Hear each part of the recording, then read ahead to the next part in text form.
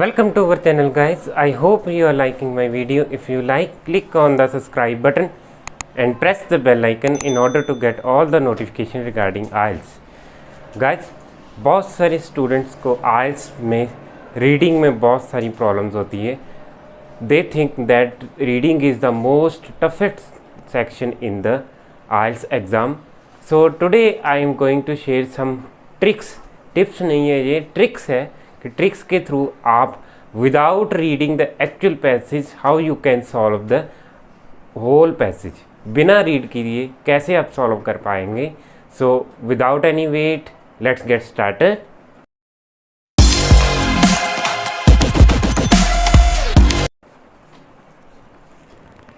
सो first हम बात करेंगे ट्रू फॉल्स नॉट गिवन की बारे में. बहुत सारे स्टूडेंट को ट्रू फॉल्स और येस नो नॉट गिवन में बहुत सी प्रॉब्लम्स आती है कि येस और नो मिल जाते हैं, नॉट गिवन तो मिलता ही नहीं है कई बार. तो वो कैसे करते हैं. फर्स्ट ऑफ ऑल येस कैसे लिखते हैं या ट्रू कैसे लिखते हैं without reading. That if the question is too long then mark it yes. So without reading you can mark it yes और ट्रू. तो 90% चांस है कि ये आंसर जेड़ा आपका सही हो.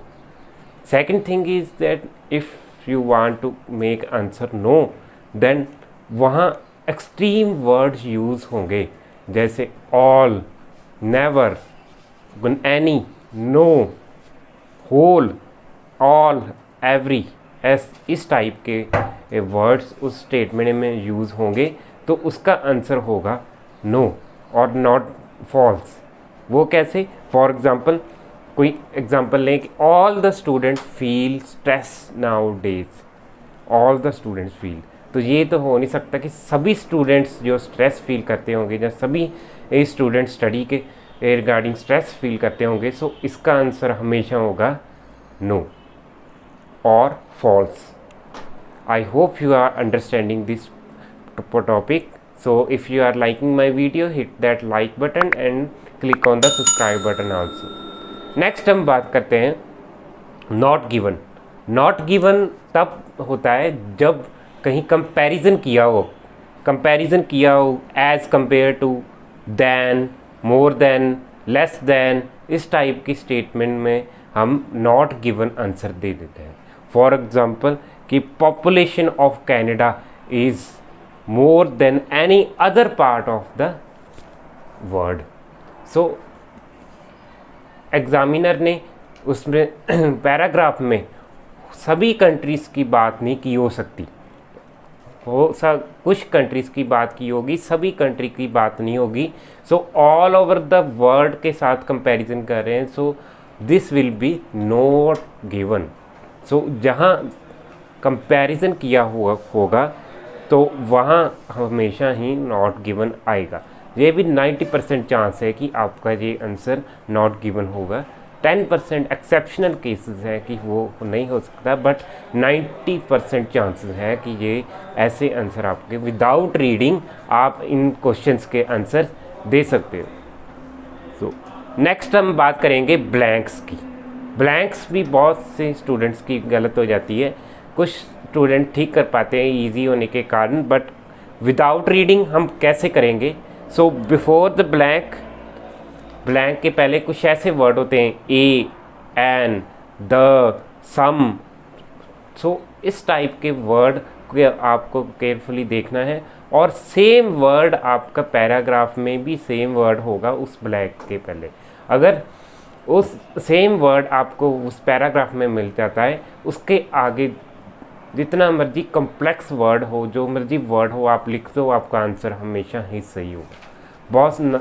जैसे मैंने पहले बोला कि ये 90% चांसेस है कि इन ट्रिक से आपका आंसर बिल्कुल ही सही होगा without reading the actual paragraph. So ये थे ब्लैंक्स के टिप्स. नेक्स्ट हम बात करेंगे मैचिंग द स्टेटमेंट को मैच कैसे करना है.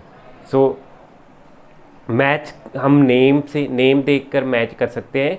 तो कई बार क्या होता है कि सीरियल ऑर्डर में नहीं दिया होता. Don't do it in the serial order. अगर आपको किसी का नेम पहले मिल जाता है, फॉर एग्ज़ाम्पल रॉजर का नेम पहले मिल गया, तो आप स्टेटमेंट में देखना, क्वेश्चन में देखना, जिस क्वेश्चन में आपका रॉजर स्टेटमेंट में रॉजर के बारे में बात की होगी वो आप टिक कर पाएँ।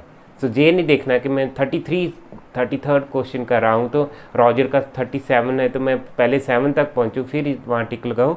अगर पैराग्राफ में पहले रॉजर का नाम है तो आप क्वेश्चन में देख लेना रॉजर किस क्वेश्चन में दिया हुआ, तो वहाँ आपका आंसर ट्रू होगा, वहाँ आंसर आपका मैच होगा। Most importantly read the statement with invited comma also. कई बार क्या होता है कि किसी स्टूडेंट की, किसी भी राइटर की स्टेटमेंट जो है वो इन्वाइटेड कॉमा में दी होगी, तो उसको मैच करके आप राइटर का नेम ढूंढ सकते हैं। नेक्स्ट हमारा होता है headings. Headings is the most toughest question in the reading section.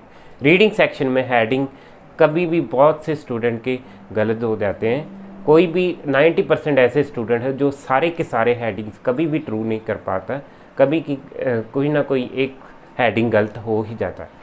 So without reading हम कैसे कर सकते हैं? फर्स्ट ऑफ ऑल, जिस हेडिंग में फ्यूचर टेंस की बात की होगी, विल बी, शैल बी, और फ्यूचर में बात की होगी, तो वो हमेशा ही उसका लास्ट पैराग्राफ होगा।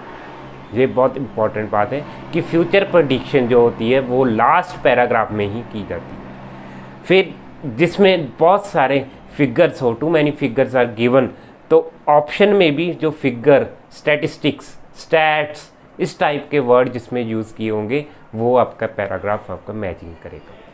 नेक्स्ट आता है हमारा जिसमें स्टेटमेंट में हेडिंग में एग्जाम्पल दी होगी। So find that paragraph in which example is given. जिस पैराग्राफ में एग्जाम्पल दी होगी तो हेडिंग वाले एग्जाम्पल के साथ मैच कर दो। फॉर एग्जाम्पल ऑप्शन ऐसे फाइंड आउट करो कि जैसे लिखा होगा to exemplify, percentage presented by example, as, for example, for exemplify, इस टाइप का वर्ड क्वेश्चन में दिया होगा। तो जिस पैराग्राफ में एग्जाम्पल दी होगी विदाउट रीडिंग आप उसको पैराग्राफ को मार्क कर दो, आपका आंसर सही हो जाएगा। नेक्स्ट आता है जिसमें मशीन और प्रोसेस के बारे में लिखा हो, प्रोसेस कैसे चलती हो। सो मार्क द ऑप्शन विद, जैसे लिखा होगा हाउ इट वर्क्स, जहाँ प्रोसेस इलेबोरेशन, इस टाइप के हेडिंग गिवन होंगे जिसमें प्रोसेस और एक्सपीरियंस और यानी मशीन का वर्क दिया होगा। ऐसे वर्क होंगे जिसमें मशीन का वर्क दिया होगा तो उनमें आप लगा सकते हो, मैच कर सकते हो मशीन, प्रोसेस, इस टाइप के हेडिंग कर सकते हो। How it works, process elaboration, इस टाइप के आंसर आप मैच कर सकते हो। इस टाइप का हेडिंग गिवन होगा आपको मैचिंग के लिए। सो ये था प्रोसेस के लिए। नेक्स्ट हमारा जहाँ 3 और 4 कंट्रीज़ की बात की होगी, जैसे अमेरिका, कनाडा, न्यूजीलैंड, इन टाइप को, इस टाइप के कंट्रीज़ की और बहुत सारी कंट्रीज़ की बात होगी, तो वो पैराग्राफ किस हेडिंग से मैच होगा? जहाँ वर्ड होगा ग्लोबली, जहाँ इंटरनेशनल, इस टाइप का वर्ड हेडिंग में दिया होगा, तो वो हेडिंग उस पैराग्राफ से मैच किया करेगा जिसमें बहुत सारी कंट्रीज़ की बात की होगी। सो नेक्स्ट हमारा जिस पैराग्राफ में रिसर्च की बात की होगी और कोई एक्सपेरिमेंट किया होगा, उस टाइप की रिसर्च और पैराग्राफ वाले हेडिंग किस से मैच होंगे? पैराग्राफ उस हेडिंग से मैच होंगे जिसमें कीवर्ड होगा रिसर्च, स्टडी और एक्सपेरिमेंट।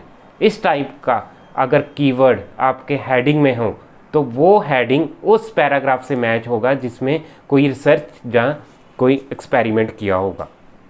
नेक्स्ट हमारा कि हमारे ये थे मेन हेडिंग के टिप्स और रीडिंग के टिप्स। अगर मोस्ट इम्पॉर्टेंट टिप्स है कि अगर एक पैराग्राफ आप फाइंड आउट कर रहे हो, फर्स्ट पैराग्राफ में फर्स्ट आंसर मिल गया है आपको, तो अगर आपको सेकंड पैराग्राफ में आंसर नहीं मिल रहा, डोंट पैनिक, आप थर्ड पैराग्राफ रीड करें।